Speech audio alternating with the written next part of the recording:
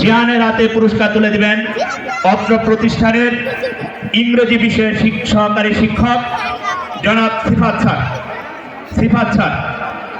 তৃতীয় স্থান অধিকার করেছে ফাহিম মিয়া। ফাহিম তৃতীয় স্থান।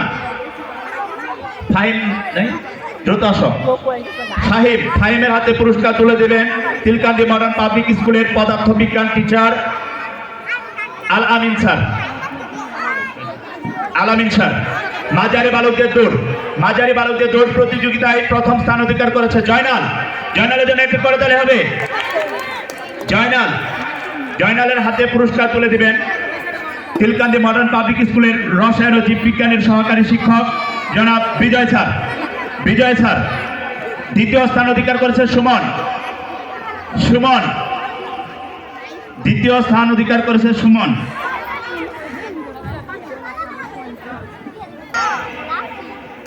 রাব্বির হাতে পুরস্কার তুলে দিবেন আমাদের সহকারী শিক্ষক হাওয়া ম্যাডাম।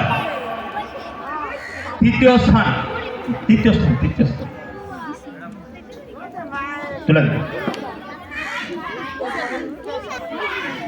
অধিকার করেছে নীরবের জন্য একটা করতালি হবে জুড়ে।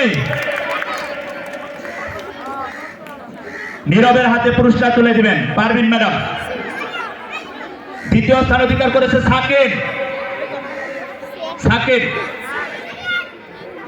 সাকিনের হাতে পুরস্কার তুলে দিবেন রিনা ম্যাডাম। তৃতীয় স্থান অধিকার করেছে কনিক।